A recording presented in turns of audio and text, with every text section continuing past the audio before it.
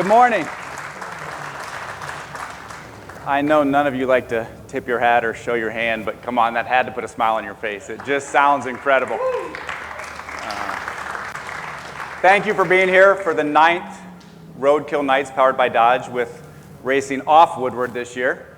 I see a lot of familiar faces from working with you over the years and so many new faces. I look forward to getting to know all of you and truly appreciate you coming out, appreciate everything you do for our industry and for our business, because it makes a difference. You know, a lot of you I know have questions about who I am, my plans for the brand, but believe me when I say it's absolutely not about me. It's about the cars, it's about the brand, and most importantly about our customers. But I know you want more than that, so my first car was the Dodge Shadow ES 4-door, 3-liter V6, 5-speed, melted the tires in 9,000 miles and had a hell of a time trying to tell my mom it wasn't me, faulty rubber. It was the manufacturer's fault, right? I'm second generation in this business. I've been around all of our brands, born. It's pretty much all I've ever known. After college, went off to try supply chain consulting for about 7-8 months, was bored out of my mind. Couldn't stand it. I had to get back into automotive. There's something about this industry, there's something about this business, being part of the second largest purchase that most people ever make in their life. And it's a purchase for a Dodge is all about passion. It's not about need, it's about want and putting smiles on people's faces. So I went to work for Daimler Chrysler at the time, Chicago Business Center, called on hundreds of dealers throughout Indiana, Iowa, Chicago. Met a guy there that some of you may have heard of, Tim Kaniskis. Started learning from them back then. And you can't come to Roadkill without mentioning Tim. He's the godfather of this place. It was his brainchild when we started in the Silverdome parking lot. And that we've come a long way since then. We're innovating every year. We've always found a way to keep it exciting. And we're going to do that here this weekend. We'll talk about it in a little while. I left the company in 2004 to go to the agency side for a few years. Learned a ton. Still working with the Chrysler Group, doing dealer sales training events, PR media events, consumer events like Roadkill, International, did the first Camp Jeep Beijing, which was incredible. Learned a ton, but all roads led back to Dodge. 2013, I joined the Dodge brand, and that's kind of the turning point in 2014 when we really started this distillation of the brand down to America's performance brand. You know, if you remember back then, we were selling Journeys and Caravans for $19,995. No one really knew about the Durango and the Charger and the Hellcat. And we brought SRT back into the fold. We launched Hellcats. We launched Scat Packs. We started creating this villainous nature. It was all about fun. We never talked about Journeys and Caravans again. And we slowly retired them. And as we did that, we learned a lot through the years. Tim taught us, all of us, keep pushing the boundaries. Never lift. Go the extra time. All those things are things that we're going to keep, that we're going to push forward with this brand. So I spent a few years on the Dodge brand, moved over, launched the new Chrysler Pacific at the time, was on product planning roles, Chrysler, Dodge, spent a few years at Maserati on product planning, sales operations, and then back home to Dodge for the last few years. And it's been an incredible ride. But you guys really are here to hear about these cars. So let's talk a little bit more about the future of Dodge and where we're going. And this year is really about change. Change in leadership, change in the first all-new platform in 15 years, change in powertrains, going from V8s and superchargers and Hemis to kilowatts and power shots and twin-turbo V6s. Change here at M1 and racing inside instead of outside. And a lot of people don't like change. It's hard to accept change. But if we don't embrace change, if us as a company doesn't embrace change, if we don't push forward, we never go faster. We never give our customers what they don't realize they don't want. If you go back in history, a lot of people will still tell you to this day, I was talking with Hammer earlier, a muscle car has to have a carburetor, has to be naturally aspirated, must be a manual transmission, And God forbid it have 4 doors. But you know what? A lot of people didn't realize they needed a supercharger until they heard the whine of the first Hellcat. They didn't realize they needed a 9-second car that could lift the tires until they got behind the first Demon. And they didn't know they needed 4 doors until all their friends wanted to go along for a ride and be in their car. And that's what we've done here today. We've embraced change, but we've pushed it to the next level. These are flat out the best muscle cars. And I can't wait for all of you guys to get behind the wheels when we do the media event and the drive coming up. But the team started from the ground up. These cars that you're looking at, they don't only embrace change, they take it to the next level. This Scat Pack Stage 2 right here is better than yesterday's Hellcat for thousands less. Quicker 0 to 60, quicker quarter mile, all-wheel drive instead of rear-wheel drive. Take it anywhere. Drag mode, drift mode, donut mode, more tech, more safety, flat out better looks, more cargo capability, more passenger room in the rear for your friends,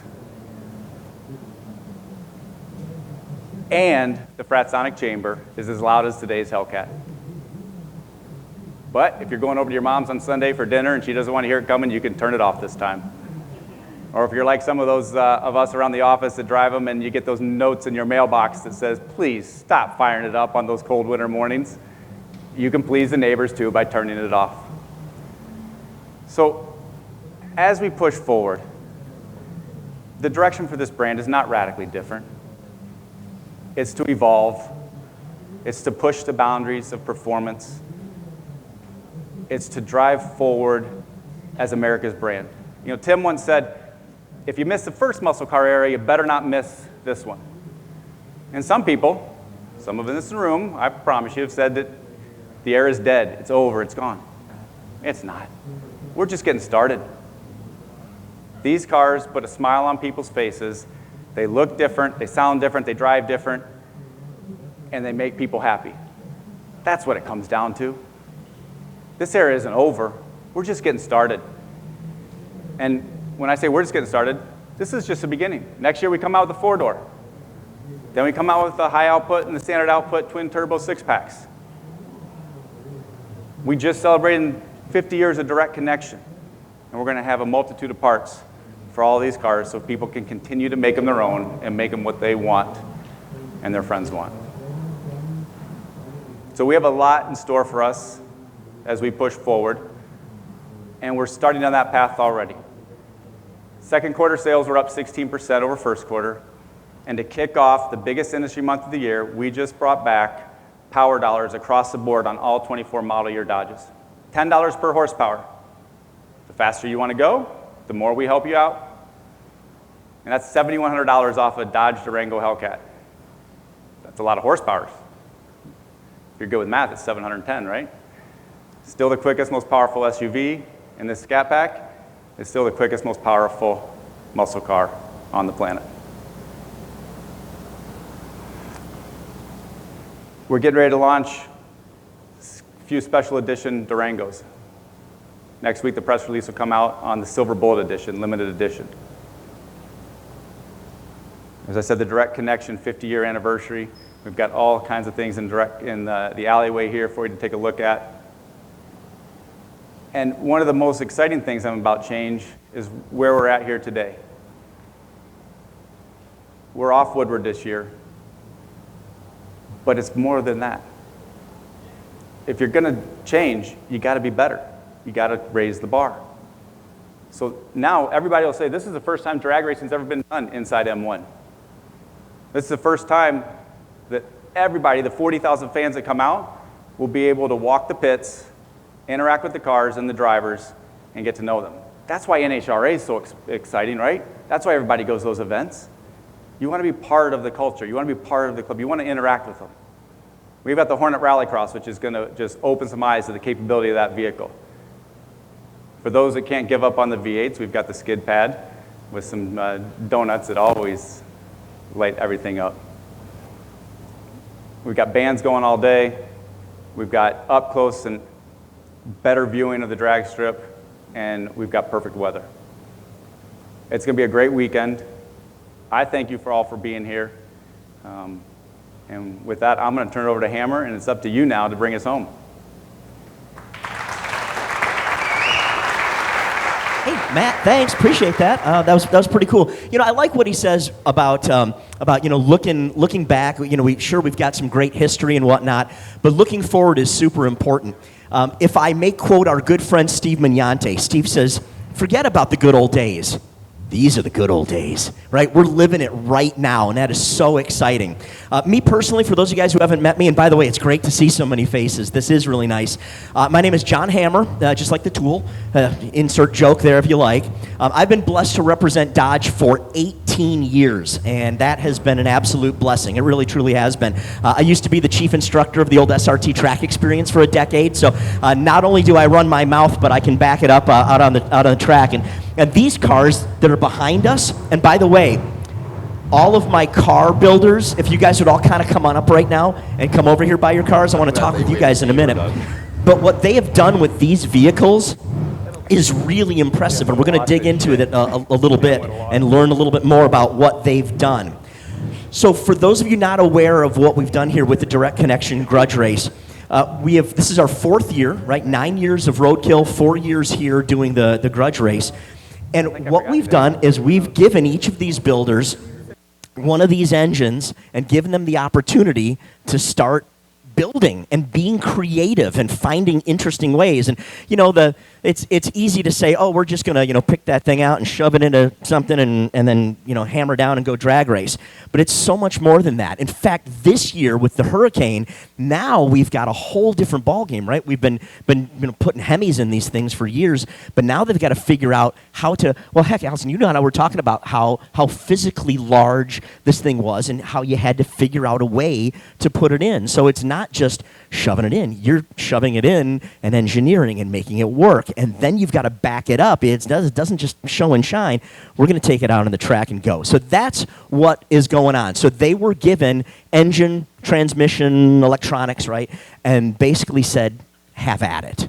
And that's what we've got going here today. I suppose at this point we may as well just get rolling here, all right? So up first. So Garrett, you're up first because you're here.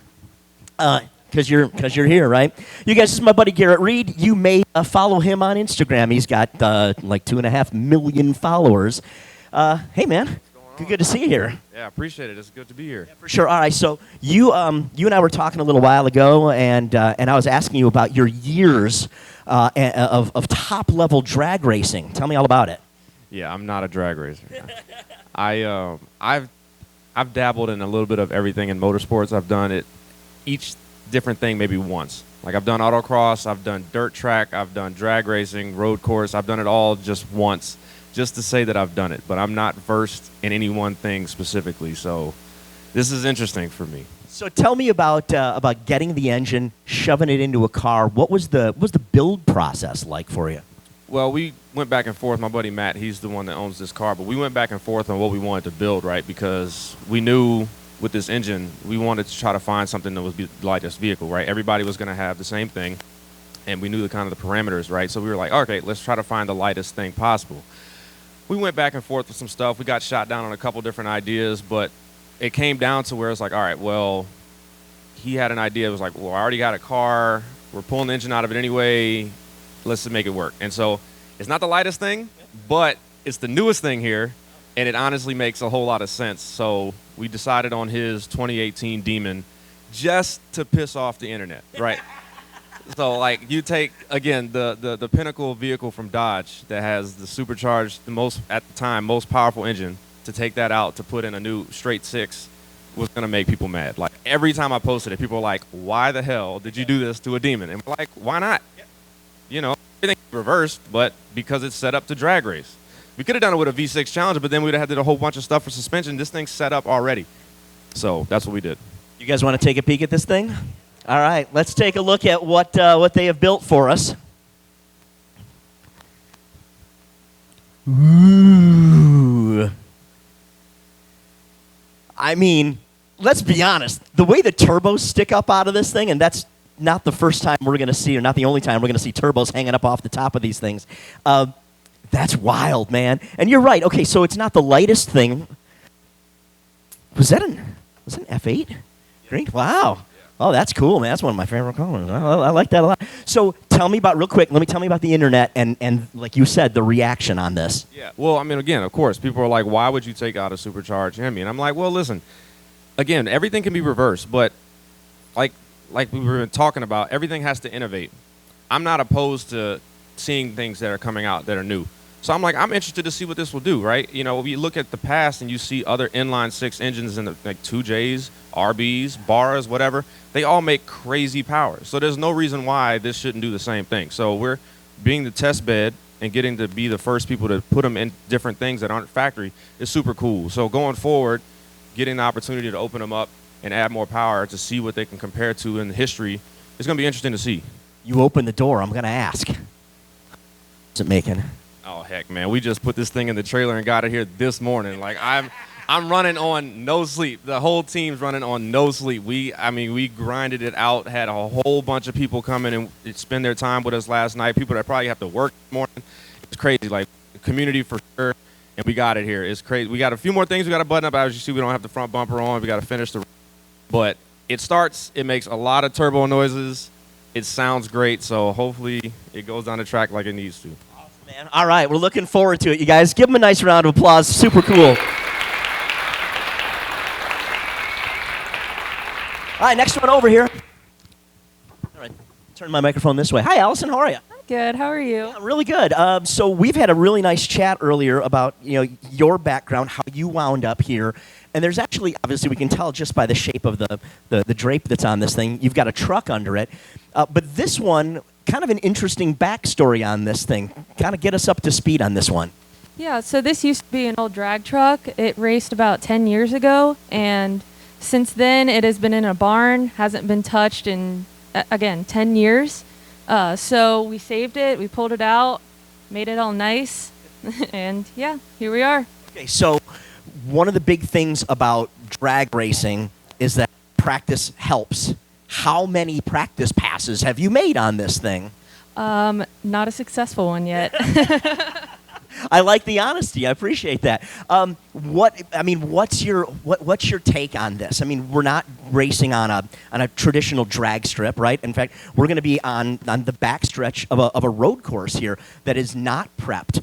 What have you had to do to make sure this thing's going to hook up? Well, I mean, luckily I have a great support system behind me. I mean, my boyfriend, his family, they're well known in the no prep scene. So I have a great team to help me get this thing. All right, well, it's a very cool truck. Obviously, we know it's a truck. You want to show it off for us here? All right. You need a hand? Here, I'll give you a hand. Come on. I'm not proud. Come on. Woo! So like you were saying, this was already a race car, but you've been able to take it to the next level. Now, you've got this thing hidden up underneath this the big crazy hood, but you were telling me earlier that the physical size of the engine surprised you. Oh, it did.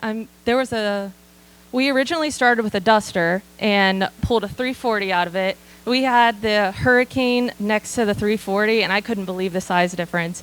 We immediately knew we had to go find a truck or just something bigger. Yeah, absolutely. Well, it makes sense. I mean, if you think about it, right, it's debuted itself in a truck. You've got a truck, put it on in there.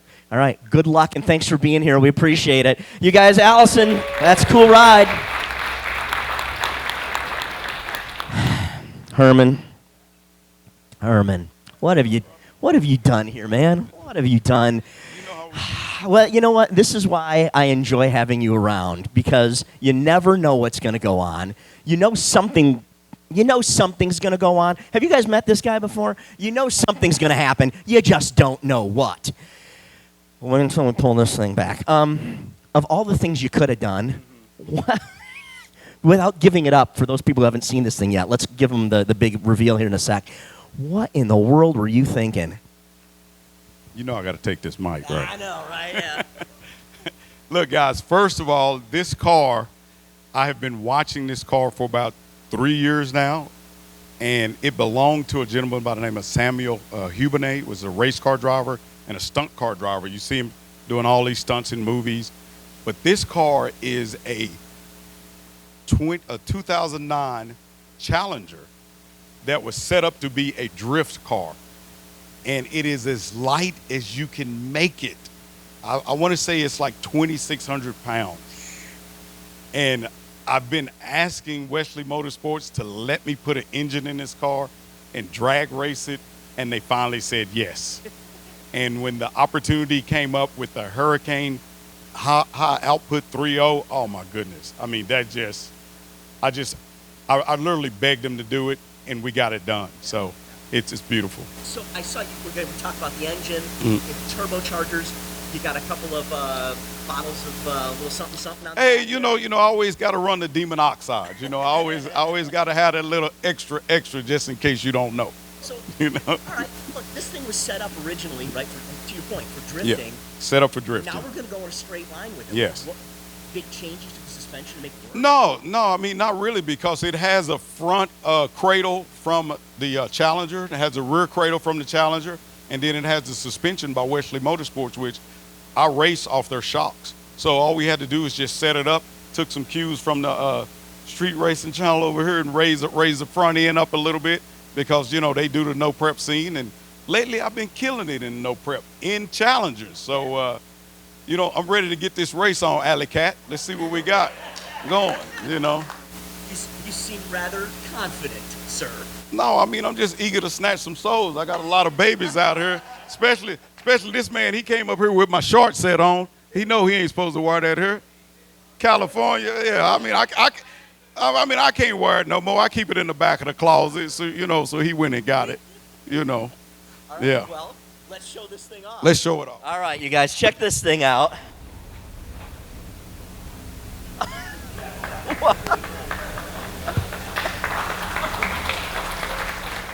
When you said 2,600 pounds, you aren't kidding. And let's be honest here, lightweight and Challenger aren't two terms that necessarily go together. And that's one way to do it. The internet likes to refer to these things as death carts. No. So I made it where you can see everything. I call this my invisible jet. Remember Wonder Woman and Invisible Jet? So the tech made me spray the frame so y'all can see that it was a car here actually. But you got the Hurricane engine right here in the front where you can see it, and you can see the suspension work and everything. I'm right here in the cockpit driving it. All the rest of y'all just see the back end of the car. That's what y'all need to be concerned with.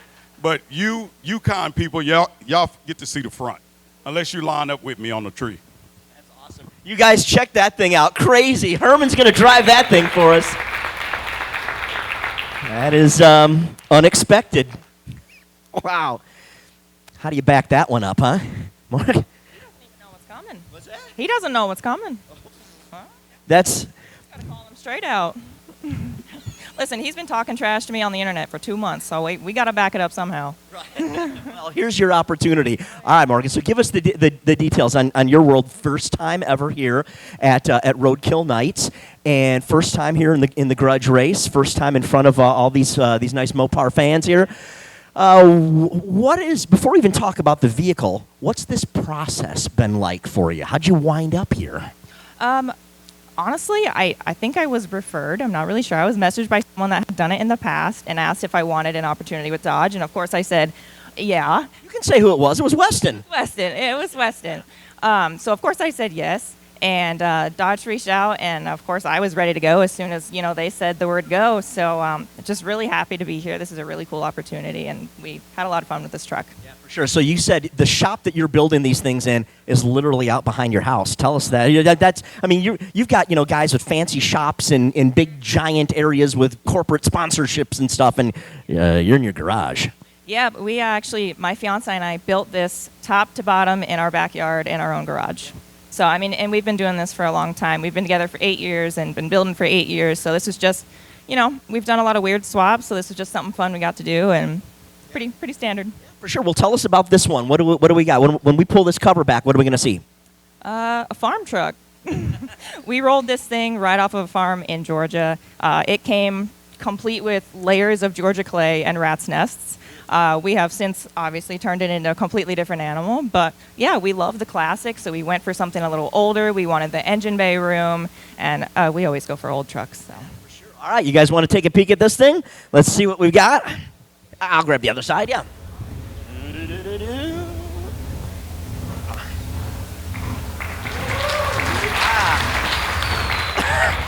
I just realized you've got an old license plate bolted into the truck bed over here. What's the story on that? I'll tell you about that. So obviously we had to put a fuel cell back there, and we cut a little hole in the bed, and we realized after we did that, hey, this is perfectly license plate sized, and that is actually the original plate that was on the truck when we got it. So it's the Georgia plate, and it's just we press braked it and made it fit to the humps in the bed, and you unclip it open and you flip it, and there's the fuel cell, so you can fill it up right there. Oh, that's so cool. That's really unique. That's very cool. Look at that.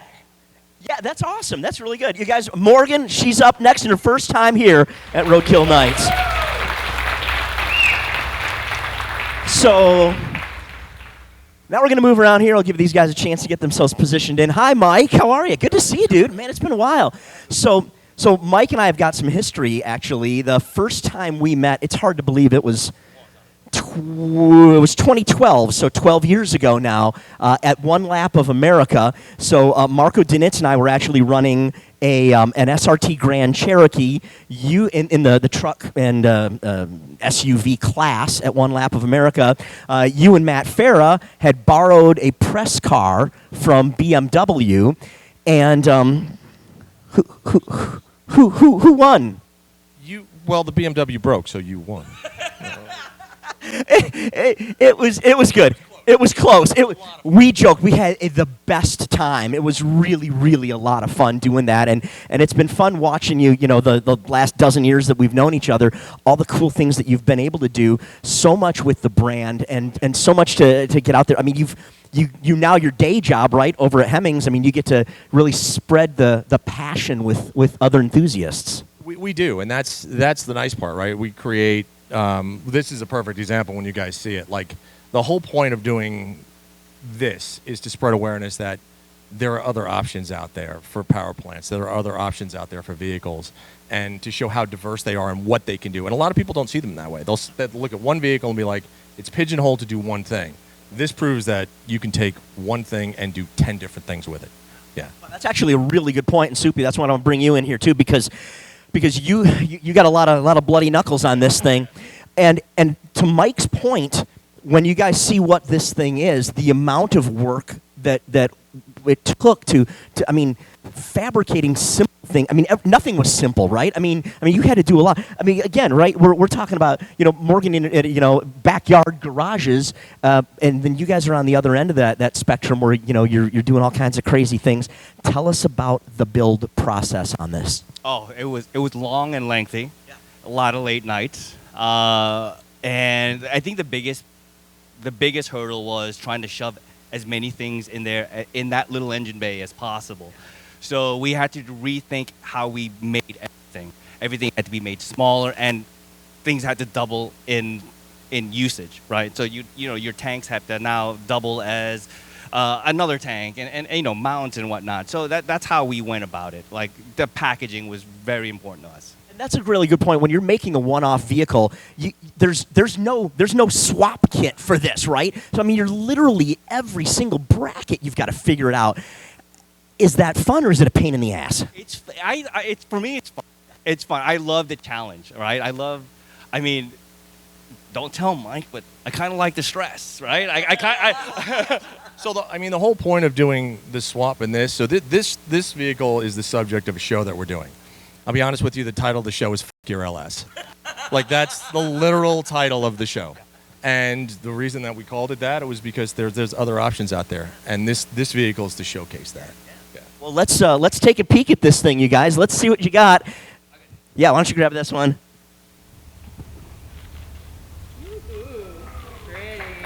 You're like, wait a minute. You did what to a Hornet?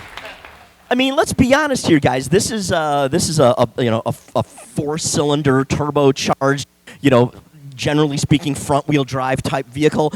Ain't anymore. No, it's a little different now. Now it has a proper rear end. It's got a drag race rear end. It's got some slicks in the back, so it's a little different from what it was. Yeah. Well, I was asking you earlier about this too, in the conversion over, and again, Mike, we've talked about this before. This vehicle, you've played around with this in the past. This was kind of your modern interpretation of a GLHS a little while ago. So you'd done the body kit and whatnot, and some other things to it. Yeah. So like we fabricated metal flares for this thing, and this, yeah, we did it as an homage to the original GLHS. Yeah. But now to do this, you're telling me that, like I asked you, I said, was there any kind of a, there's no trans tunnel per se in it, so what do you... Yeah. So basically, yeah, we fabricated a trans tunnel.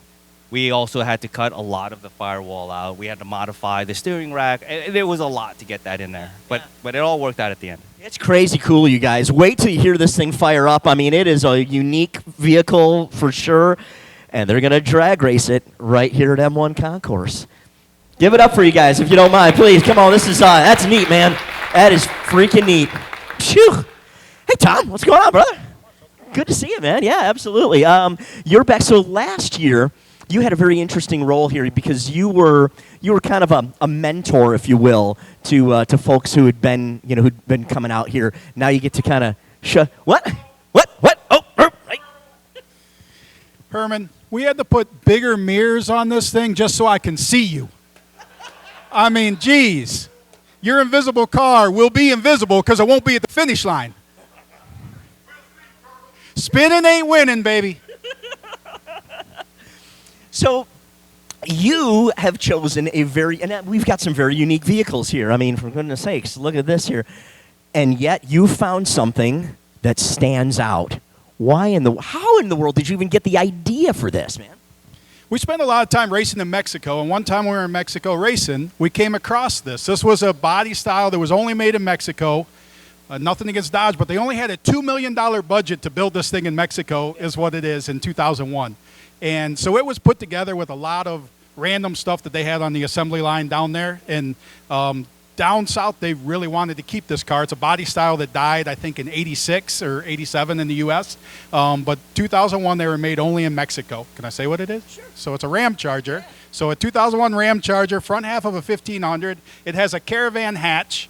The only thing that's unique to this vehicle is the quarter panels, the quarter windows, and unfortunately the tail lights. And I have a cracked one, and you cannot find them. Oh, geez, so no kidding. But that's I mean, it's so, and it was unique. Yeah, and it was perfect crate deal. We had this thing for about a year, and it was a perfect deal when they came out with the Hurricane and saying we want to do that with an 8-speed. It's like, well, this is the perfect thing to put in here, and this engine's well suited for truck swaps. So I mean, that's what was great about it. Fits in there. I mean, unlike Mike here, no problem. There was plenty of space in here, so we put it in here, and we had to do stuff to fill in gaps so that we could get a bigger spot. So absolutely. Well, that's cool. Listen, and I'm sure you guys probably already know, Tom's background. I mean, drag racing, freaking royalty over here. But I mean, to get out here and make a vehicle that you've only got, 6-8 weeks to put the thing together, drag it across the country, bring it out here, and then race it. You're going to be confident in what you've built. But what about the confidence in getting it out there? And it's not like you've got a lot of time on this thing. No, and that's the thing. I mean, it really came down to the wire to get everything together and get it running. We've had it running for about 4 days, so we've gone through some different stuff with it to try and get it sorted out. But, I mean, we should be good. I mean, we're on the fat side for sure. I mean, we're 4,500 pounds, so, I mean, this is a lot of mass to get moving. But on that no-prep surface, Herman, weight is an advantage. You got sandbags in the back of that thing? What are you going to do to weigh it down? Because spinning ain't winning, baby. The mirrors. I'll just give you a little glimpse of where you're going to be looking. Right there, baby. I'll be saying, Herman, come on, man. All right, well, let's show this thing off, you guys. This is a vehicle that you literally do not see in the United States, but we're racing one here. Dude, you aren't kidding. That's literally the hatch from a minivan back there. That is the craziest thing. You guys got to come take a peek at this thing when you get a chance. That is awesome. I dig it. Dig it a bunch. Oh, well, you got it. Yeah.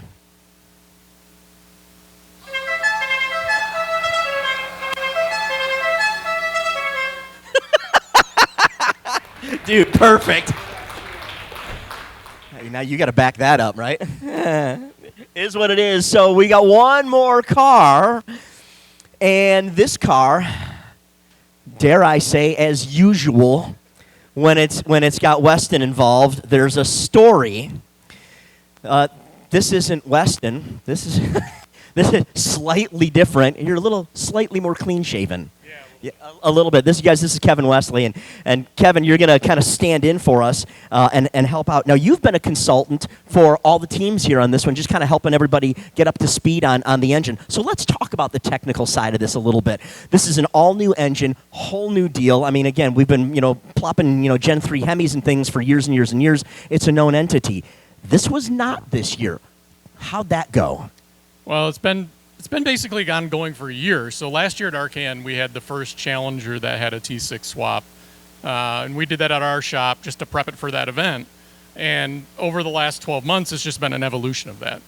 Sometimes a slow evolution, but, here we are. So, our shop, developed the integration harness kit, everything that integrates with the Motec and the ECU, everything that integrates with the production T6 wiring harness, 8-speed controller, all of those things. So, yeah, we've been highly involved in the T6 from the start for sure.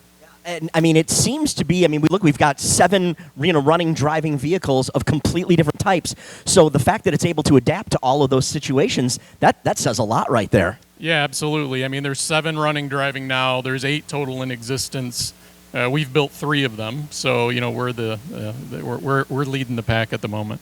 Well, let me give you the quick backstory on what happened to Weston. Now, if you guys were with us 2 years ago, Weston had trouble with his tow rig on the way here, and he literally pulled up as we were starting this event. We're like, he's not even here. What are we going to do? Wing it, right? And he literally rolled up right in time. This time, you guys know he lives in the Midwest. You might have heard about that storm, Debbie, that was rolling through. He got caught in it. His flight got delayed and delayed and delayed and then canceled, and he tried to rebook. And as far as I understand, he's on a plane right now. He may have already even landed at Detroit, and he's on his way here, but he couldn't make it here in time. So typical drama. So Kevin, thanks for stepping in. Tell us a little bit about his car. What do you know? Well, his car is very much like Weston. It's delay, delay, delay. So basically, the car showed up at our shop about 4 weeks ago. We did not have any parts until last week.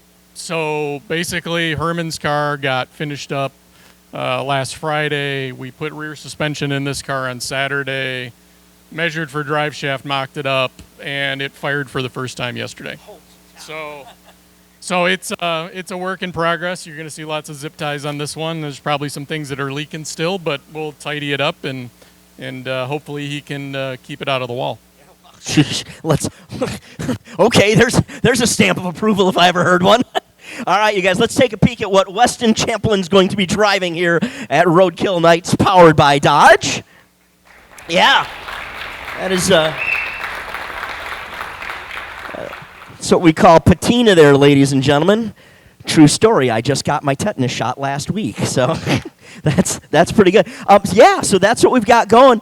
You guys, these are the competitors that are going to take at it and really go to town for us tomorrow here at Roadkill Nights, powered by Dodge. It's big time. It's really cool. Yes, it's uncharted territory with the new engines, and everybody is super excited to see what happens. So we got a lot to do. We got a lot going on here, and a lot of unexpected things, a lot of unknown up against us, and that's pretty darn exciting. So we're glad you guys are all here and part of that stuff. Just for giggles, you guys want to fire these things up for us? Come on, everybody, climb in, fire these things up. Let's see what we got going here. This is the unscripted part, by the way. But come on, we want to hear them. Yeah, right. I'll tell you what. They all sound very interesting. It's totally a different sound, it really is.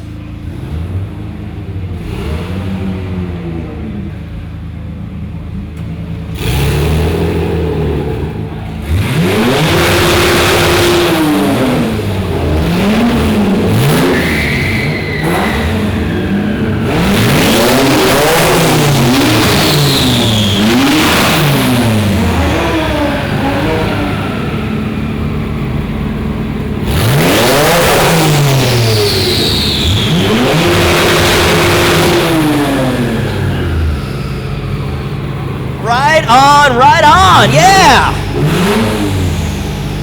Woo. Oh, wait a minute. You guys catch that? That ain't pump gas either. That's nice.